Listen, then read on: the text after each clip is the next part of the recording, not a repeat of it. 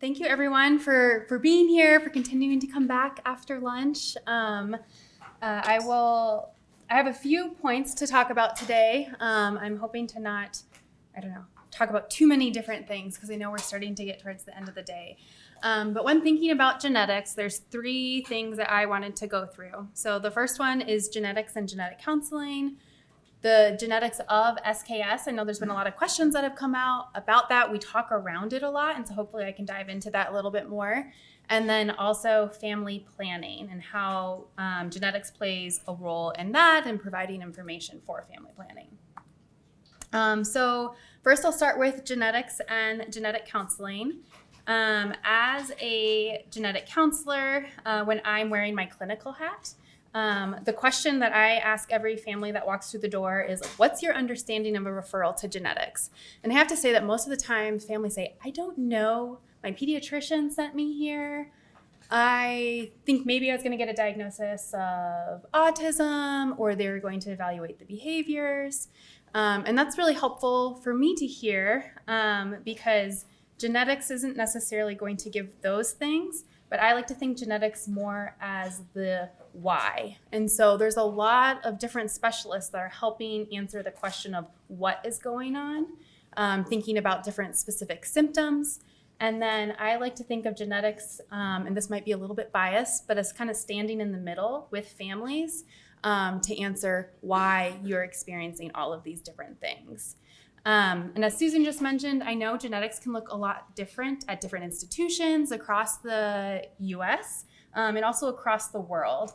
And so recognizing that that setting might be a little bit different. So I'm just, with a show of hands, when you have interacted with genetics, and I'm assuming you all have to some degree since you were in this room, but how many of you knew about genetics as a specialty before your pediatrician or other doctor referred you over?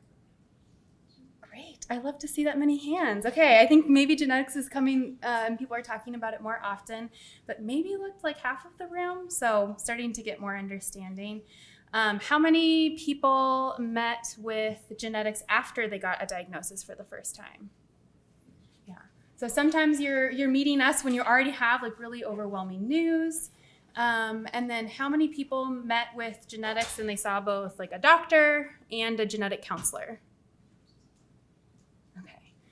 So I'll talk a little bit about the genetic counseling role specifically and how we work as a team in genetics. Okay, so typically in the role of a genetic counselor ends up being a lot of different things. We get the privilege in our role, or to have the scope to be able to actually sit down and really get to spend time with families. That is one of the values that we have. There's doctors that are having to talk about a lot of different things and do exams with you.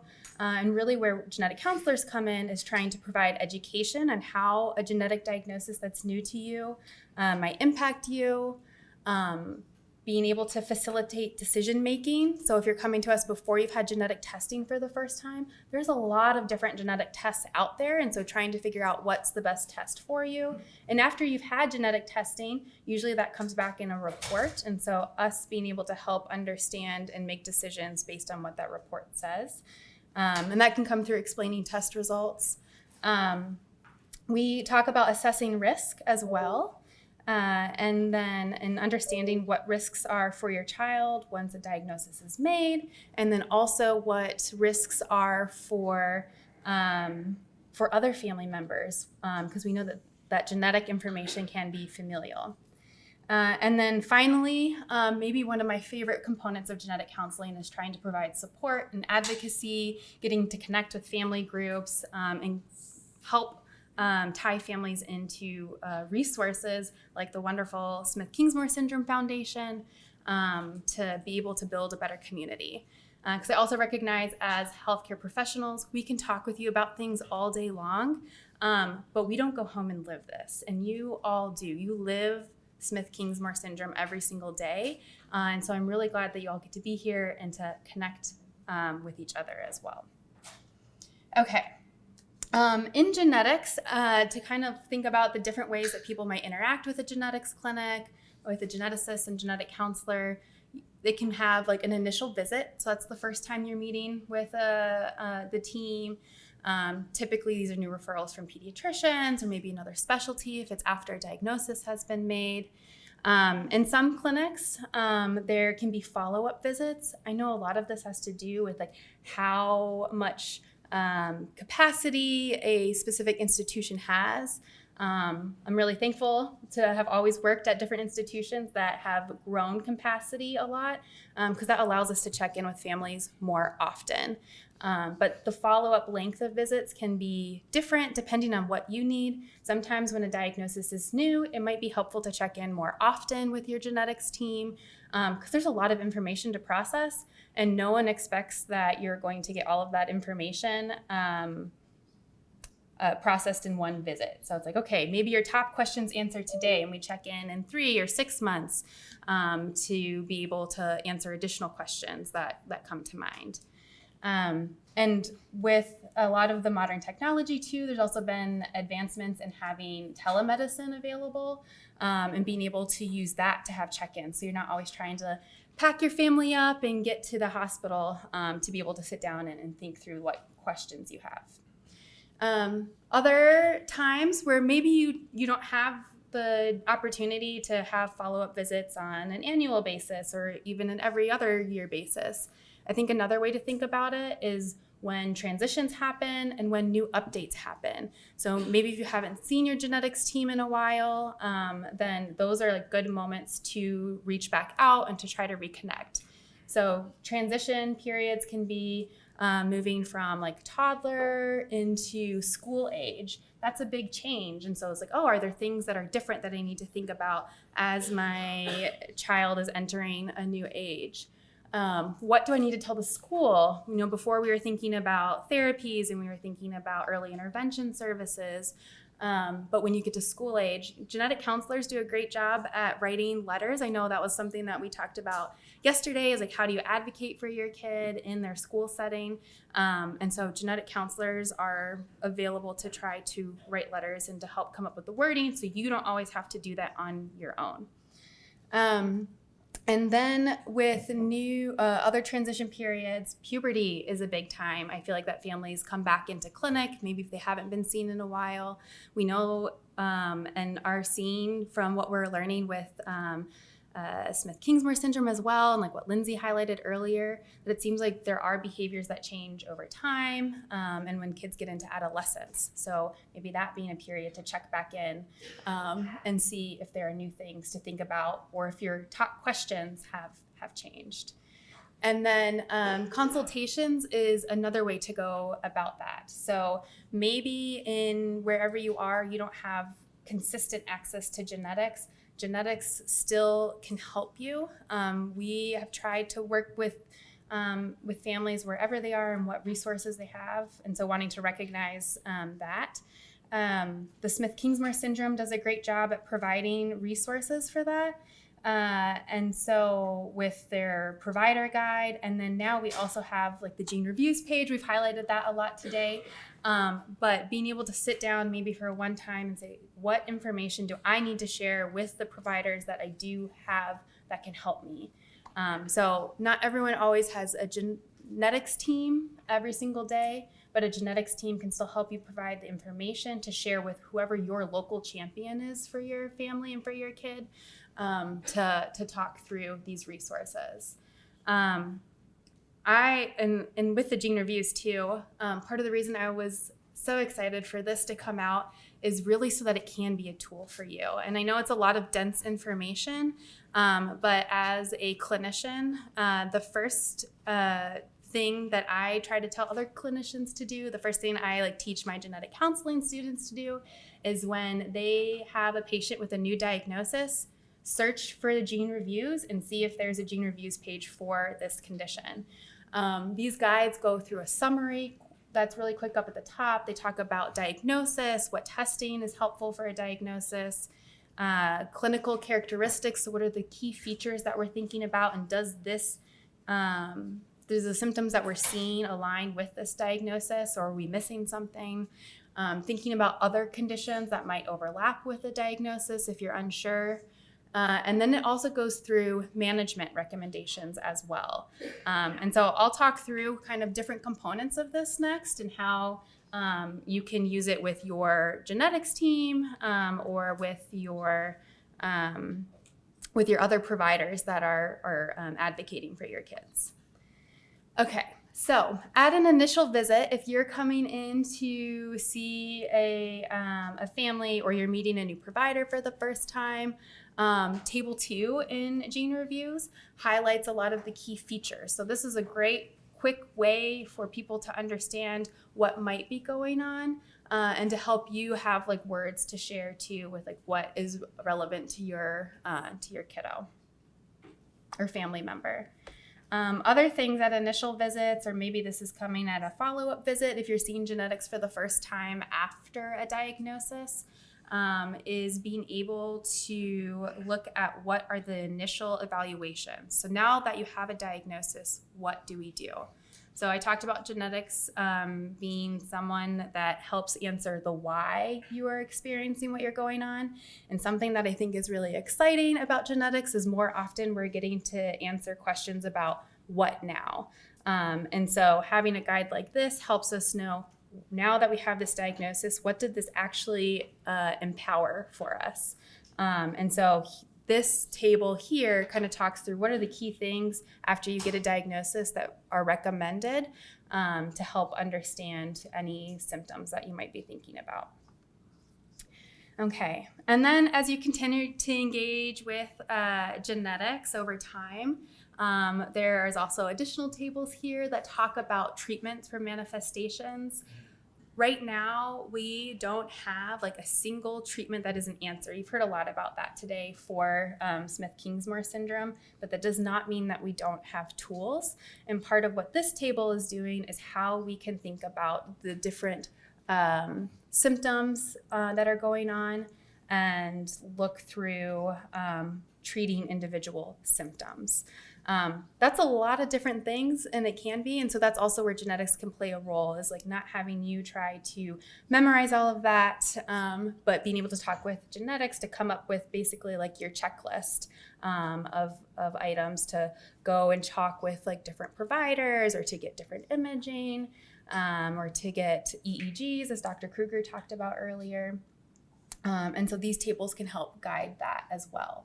So genetics teams often use these, but they can be really helpful resources for whoever is on your team and supporting your kid.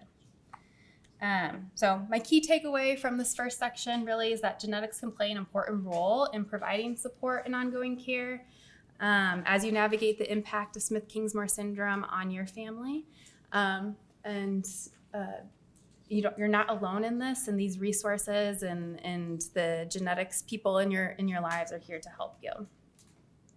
Okay, next I'm going to talk about the genetics of Smith-Kingsmore syndrome specifically. For some of you, this might be review, but I think it's always helpful to start with the foundational information. We've talked a little bit about the mTOR gene, and so I just wanted to highlight what changes in the mTOR gene can do. So one way I think we can think about it is changes in signaling. So in Smith-Kingsmore syndrome, a single change within the mTOR gene can disrupt signaling or communication of this pathway. And so if you think about it like a communication system, it's basically there is a disruption in the message that the body is receiving. Susan talked about this yesterday and saying that there are lots of different body systems where communication is important. And so it makes sense that we see symptoms in so many different parts of the body because communication is important all over our body. And so when there are disruptions in it, we can see all of these different symptoms. But what is a change in the mTOR gene? So I'm going to back it up actually a little bit further even and talk about basic genetic information. This is a little bit of a full circle moment for me. My mom is here volunteering, and she was my high school biology teacher. And so this was one of the first times that I had heard about it. I feel like genetics is working its way into younger grades now, which is great. But with the information up here, we know that every cell in our body has genetic information. It is the instructions that tell us what color our hair is going to be. It tells us what color our eyes are going to be. It tells us how our brain works, how our heart works, and influence our behaviors as well. Our genetic information is organized into chromosomes. So everyone has 2 copies of each chromosome in the body. You have 2 copies because you inherit 1 copy from one parent and 1 copy from the other parent. And if you zoom in on our chromosomes and unwind it, then you see DNA or strands of DNA. And that's like the individual letters or instructions that make up our genetic information.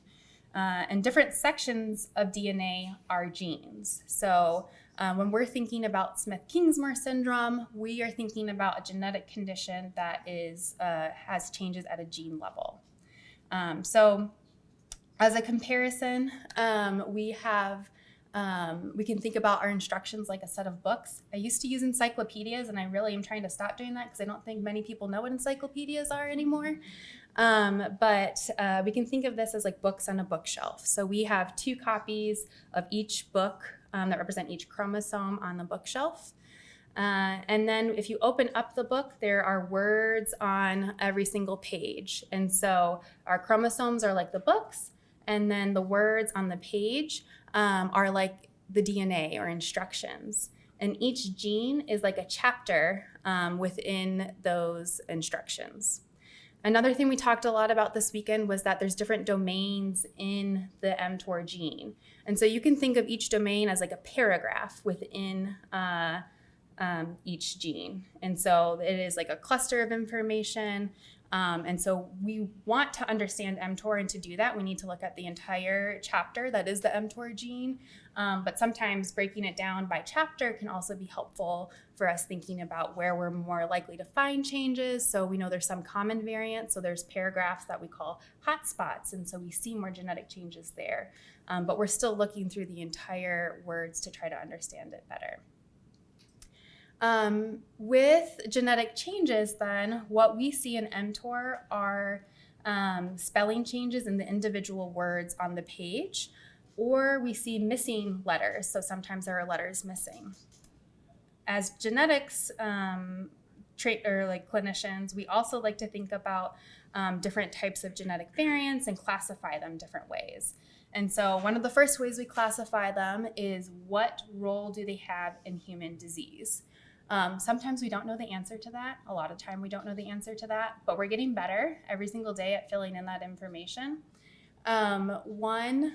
The first type of variant I'll talk about here is a pathogenic variant. Sometimes you hear that called a mutation. And so that is something or a change in a gene where we know that it does cause disease, or we have evidence now in Smith-Kingsmore syndrome that that spelling change can in fact cause Smith-Kingsmore syndrome.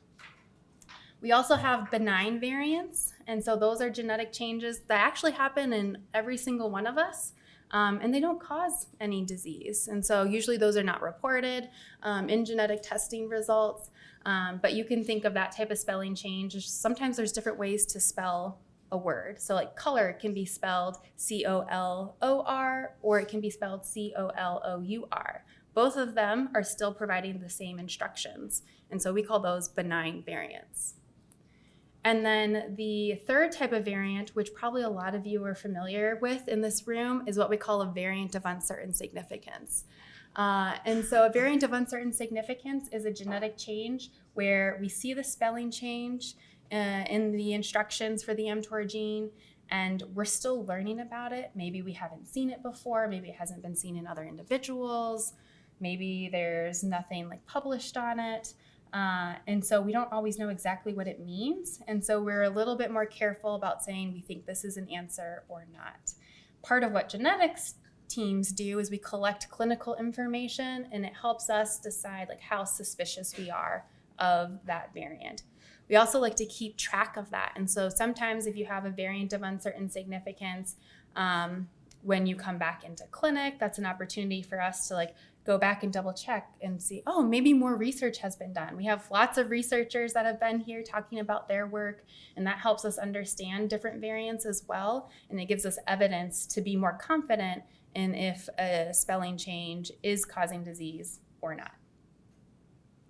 And so our goal really is to get to the point where the VUSs are no longer question marks, and we can recategorize them into a disease-causing pathogenic variant, or there's enough evidence to say we're not worried about this and it's a benign variant.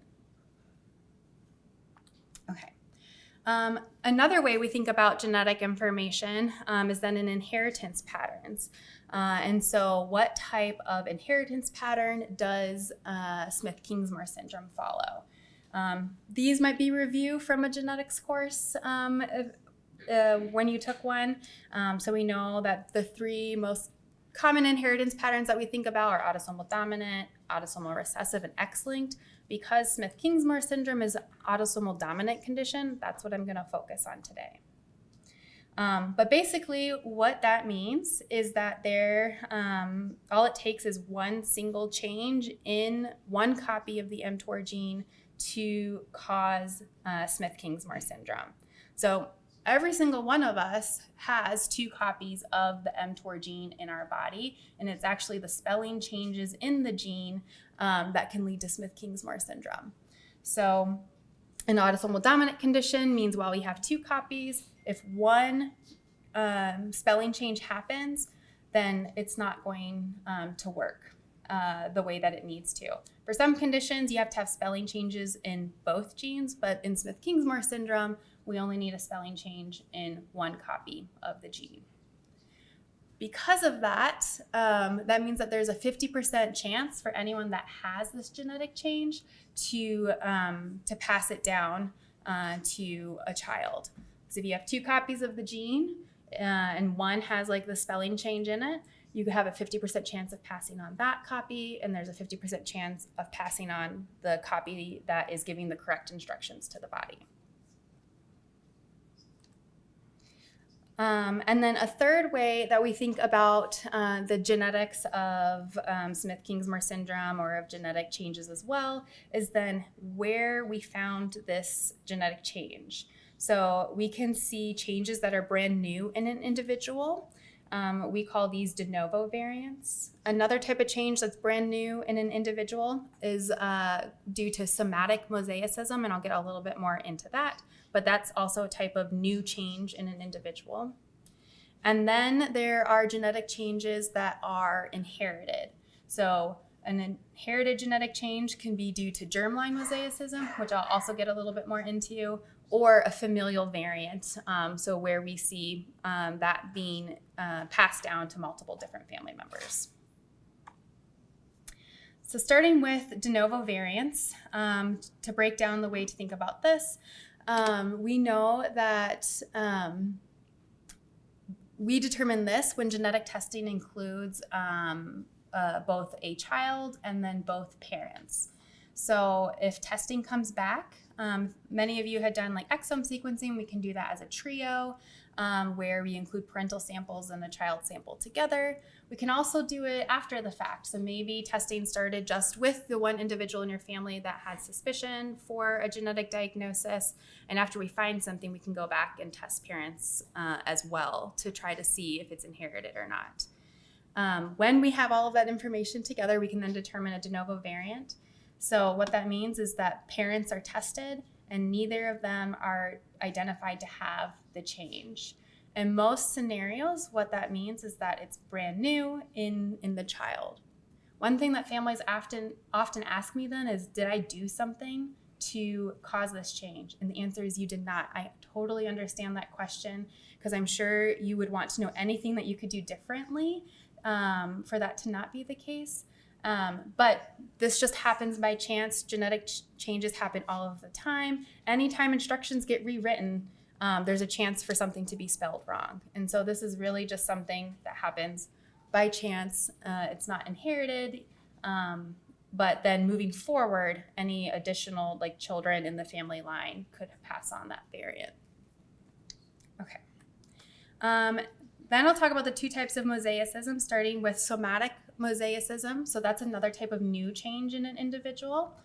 What that is referring to is that at the time that an egg and sperm meet, there's not a genetic change, But sometime during the early stages, and it can happen at all different stages of cells dividing, a genetic change happens. And so it's not present in every single cell of the body, but it's present in some cells of the body. Somatic is referring to like soma, which means body, and so that's how we come up with that name. When this happens, we don't always know how it's going to affect individuals. It really ends up depending on like where that spelling change happened. So the instructions that mTOR provides to the body are important for all over the body. But these changes can then maybe be present only in brain tissue. And so then maybe we see symptoms that are neurological related. Or if the change happens in other tissues, then we might not see certain symptoms. And so with mosaicism, it's hard to predict exactly what symptoms can happen, but it helps us know that we might not always like find the genetic change in every cell of the body. Because this happens, again, after the egg and sperm meet, it's something that's brand new in an individual, and so it's not something we would expect to find in a parent. The other type of mosaicism is something that we call germline mosaicism, and this is something that we have like paid more attention to in Smith-Kingsmore syndrome because we think that the frequency is a little bit higher than in some other conditions. Germline mosaicism refers to genetic changes where we see it in every single cell of the body of a child, but maybe parents are testing negative, but then having another child with that same diagnosis, and it makes us wonder where the genetic change came from. And so germ cells are referring to the egg and to the sperm. And so we can sometimes see genetic changes that are happening in just some of the eggs or some of the sperm. And so that genetic change can be passed on even though we're not finding it in the parent. Okay. And then the last type of genetic variant I will talk about is then familial variants. And so familial variants is when we do testing and we include parents in the testing, and we do in fact find out that a child tests positive and then one of the parents also tests positive. So with in this case, it's not considered a new variant, even though that is most common, but we do see some familial cases as well where a parent is testing positive. So my key takeaway here is that SKS is an autosomal dominant condition caused by changes in the mTOR gene. It's typically brand new in an individual, but it can be inherited. We're still learning a lot about the genetics of SKS. And as a genetics team, our job is to keep staying up to date so that way we can provide you with more information. All right, the last thing that I am going to go through real quickly is family planning.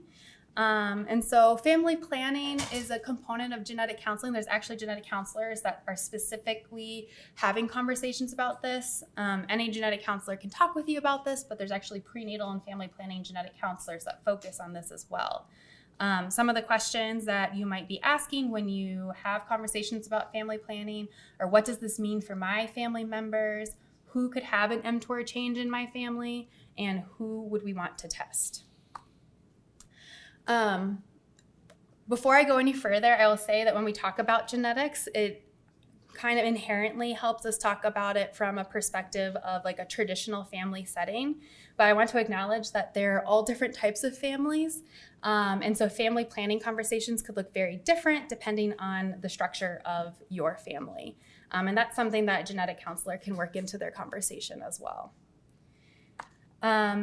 Going back to our genetic variants, this information is really helpful for genetic counselors having a conversation about family planning, because the risks that we think about to other family members are different based on these types of genetic changes.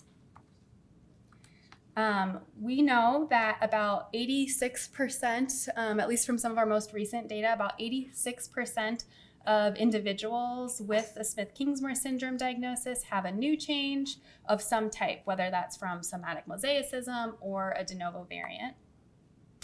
We know that about 11% of families right now have a variant that has been determined to be germline mosaicism.